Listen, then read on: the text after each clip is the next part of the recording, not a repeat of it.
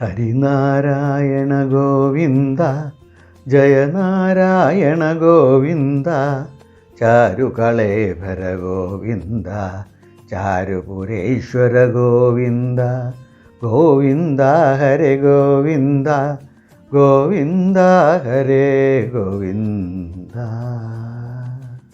വിതുരനും ധൃതരാഷ്ട്ര മഹാരാജാവും തമ്മിലുള്ള സംഭാഷണം നടന്നുകൊണ്ടിരിക്കുകയാണ്. താൻ പറയുന്നത് ഇനിയും രാജാവിന് സമാധാനം നൽകിയിട്ടില്ല എന്ന് മനസ്സിലാക്കിയ വിതുരൻ സനൽ സുജാത മഹർഷിയെ സ്മരിക്കുകയും മഹർഷി പ്രത്യക്ഷമായപ്പോൾ ധൃതരാഷ്ട്ര മഹാരാജാവിന് വേണ്ട ഉപദേശങ്ങൾ കൊടുക്കാൻ അഭ്യർത്ഥിക്കുകയും ചെയ്തിട്ടുണ്ടായി. അന്ന് ആ മഹർഷി ധൃതരാഷ്ട്ര മഹാരാജാവിന് കൊടുത്ത ഉപദേശത്തിനെയാണ് സനൽ സുജാതീയം എന്ന് പറയുന്നത്. ഈ തത്വസംഹിത വലിയ ശ്രേഷ്ഠമായിട്ടാണ് കരുതപ്പെടുന്നത്. ഇവയിൽ മുഖ്യമായിട്ടുള്ള 5 അധ്യായങ്ങൾ വലിയ ശ്രേഷ്ഠമായിട്ട് തന്നെയാണ് ഇപ്പോഴും കണക്കാക്കുന്നത്. സനൽ സുജാത മഹർഷിയുടെയും വിതുരൻ്റെയും ഒക്കെ ഉപദേശം കേട്ട് അങ്ങനെ നേരം വെളുക്കാറായി. ഒരു ചെറിയ സമാധാനം കിട്ടി എന്നേ പറയാറുള്ളൂ. ഏതായാലും മഹാരാജാവ് എന്നിട്ട് നിത്യകർമ്മങ്ങളൊക്കെ ആയിട്ട് ചെയ്തു. നിത്യകർമ്മങ്ങളൊക്കെ കഴിഞ്ഞ് മഹാരാജാവ് സഭയിലേക്ക് എഴുന്നള്ള. അപ്പം അതിനു മുമ്പ് ഗുരുജനങ്ങൾ ദുര്യോധനൻ, കർണൻ, ശകുനി ഇവർ എല്ലാവരും എത്തിയിട്ടുണ്ട്. വിതുരൻ വിശ്രമമൊക്കെ കഴിഞ്ഞ് കുളിച്ച് ഹാജരായിട്ടുമുണ്ട്. നിറഞ്ഞ സഭയാണ്.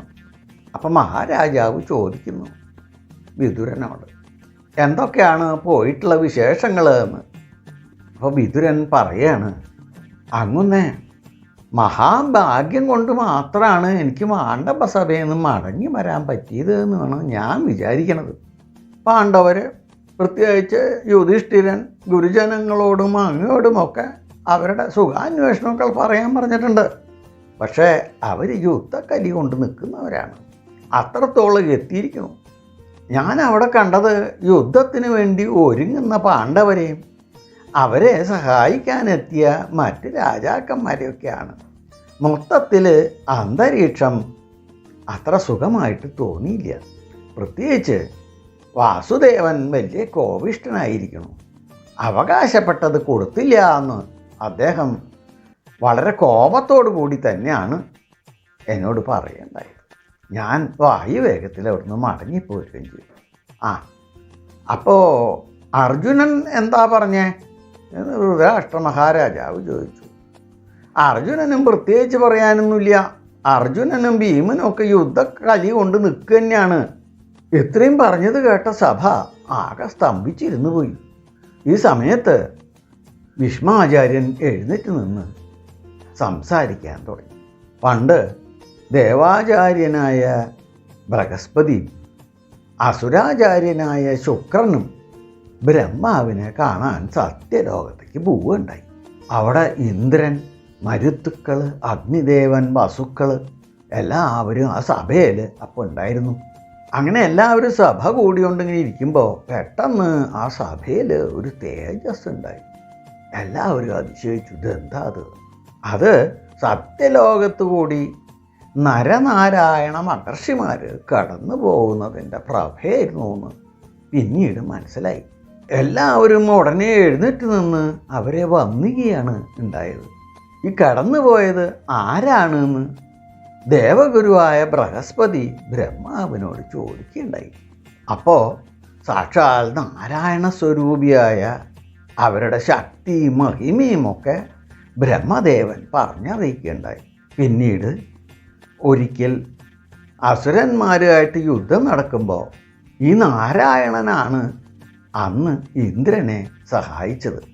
ആ നാരായണന്മാരാണ് മഹാരാജാവെ ഇപ്പോൾ കൃഷ്ണാർജുനന്മാരായിട്ട് ജനിച്ചിരിക്കുന്നത്. മനുഷ്യരായി പിറന്ന ആർക്കും അവരെ ജയിക്കാൻ കഴിയില്ല എന്ന് നമ്മൾ മനസ്സിലാക്കണം. മനുഷ്യ ശരീരത്തോടു കൂടി സ്വർഗത്തിലേക്ക് പോകാൻ പറ്റില്ല എന്ന് എല്ലാവർക്കും അറിയാലോ. എന്നാൽ അർജുനൻ മനുഷ്യ ശരീരത്തോടു കൂടി സ്വർഗത്തിൽ പോവും. അവിടെ വളരെ കാലം താമസിക്കുകയും അവിടെ അസ്ത്രാഭ്യാസങ്ങൾ പഠിക്കുകയും ഒക്കെ ഉണ്ടായിട്ടുണ്ട് എന്നുള്ളത് എല്ലാവർക്കും അറിയാവുന്ന സംഭവമാണല്ലോ. സാധാരണക്കാർക്ക് പറ്റണതാണോ ഇത്? ചതുർബാഹുവായ ശ്രീകൃഷ്ണനും ആ ശ്രീകൃഷ്ണൻ തളിക്കുന്ന തേരിൻ്റെ മുകളിൽ അട്ടഹസിച്ചുകൊണ്ട് നിൽക്കുന്ന ഹനുമാനും ഗാണ്ഡീവം കയ്യിലേന്തി യുദ്ധത്തിന് തയ്യാറായി നിൽക്കുന്ന അർജുനനെയും എല്ലാവരും ഒന്ന് സങ്കല്പിച്ച് നോക്കൂ. ആർക്കെങ്കിലും അവരെ ജയിക്കാൻ കഴിയുമോ? അതുകൊണ്ട് മഹാരാജാവേ, ഈ കർണൻ, ശകുനി ഇവരൊക്കെ പറയുന്നതൊന്നും വിശ്വസിച്ച് യുദ്ധത്തിന് പുറപ്പെടരുത്. സന്ധി തന്നെയാണ് നമുക്ക് നല്ലത്. ഇങ്ങനെയുള്ള ഭീഷ്മപിതാമഹൻ്റെ സംസാരം ദുര്യോധനാദികൾക്ക് ഒട്ടും പിടിച്ചില്ല. പക്ഷേ ആരും ഒന്നും മിണ്ടിയില്ല. കർണന് കേട്ടിരിക്കാൻ പറ്റില്ല. കർണൻ ഉടനെ എഴുന്നേറ്റ് സംസാരിക്കാൻ തുടങ്ങി. ശത്രുക്കളോട് എതിർക്കുക എന്നുള്ളത് ക്ഷത്രിയ ധർമ്മമാണ്. ശത്രുക്കളെ ഭയപ്പെട്ട് അവരോട് സന്ധി ചെയ്യുക എന്ന് പറയുന്നത് ഭീരുത്വം തന്നെയാണ്. അങ്ങ് എത്രയൊക്കെ ഉപദേശിച്ചാലും ഞാൻ എൻ്റെ ധർമ്മം വിട്ട് മാറാൻ തയ്യാറല്ല എന്ന് കർണൻ പറഞ്ഞു. കർണൻ ഇത്രയും പറഞ്ഞപ്പോൾ ഭീഷ്മപിതാമഹൻ വീണ്ടും സംസാരിക്കാൻ തുടങ്ങി. ഇത്രയും വലിയ വീരശൂര പരാക്രമിയാണ് കർണൻ എന്ന് പറയുന്നുണ്ടല്ലോ. എന്തേ ഗന്ധർവന്മാർ പിടിച്ചു കെട്ടിയപ്പോൾ അവിടുന്ന് ഓടിപ്പോയത്? ഇയാളല്ലേ പാഞ്ചാല രാജ്യത്ത് പശുക്കളെ മോഷ്ടിക്കാൻ പോയപ്പോൾ അവിടുന്ന് പേടിച്ച് ഓടിപ്പോന്നത്? അർജുനനോട് ഒറ്റയ്ക്ക് എതിർക്കാൻ കഴിയാതെ എല്ലാവരും ഓടിപ്പോരല്ലേ ചെയ്തത്. എന്നിട്ട് ഇവിടെ ഇരുന്നിട്ട് വെറുതെ വീരവാദങ്ങൾ മുഴക്കണയിൽ എന്താ അർത്ഥമുള്ളത്? ഇത് പറയണ കേട്ടപ്പോൾ ദ്രോണാചാര്യരും മറ്റു ഗുരുജനങ്ങളുമൊക്കെ ശരിവെച്ചു. അവർ തലയാട്ട് തന്നെയാണ് ചെയ്തത്. ശരിയാ, ഈ സംഭവിച്ചതൊക്കെ നമ്മുടെ കൺമുമ്പിൽ വെച്ചിട്ടല്ലേ. എന്നിട്ട് പിന്നെയും ഇപ്പോൾ വീരവാദം പറയണതിൽ എന്താ അർത്ഥമുള്ളത്?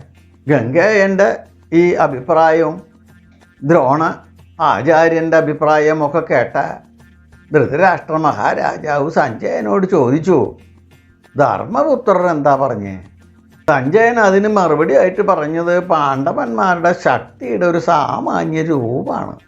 സഞ്ജയൻ്റെ വാക്ക് കേട്ട് സഭയിൽ ചെറിയൊരു സംശയമൊക്കെ ഉണ്ടാവുക തന്നെ ചെയ്തു. യുദ്ധത്തിനൊക്കെ പോയാൽ ജയിക്കുമോ? സഞ്ജയ, താൻ പറഞ്ഞത് ശരിയാ, പാണ്ഡവന്മാർ പ്രബലന്മാരാണെന്നൊക്കെ എനിക്കറിയാം.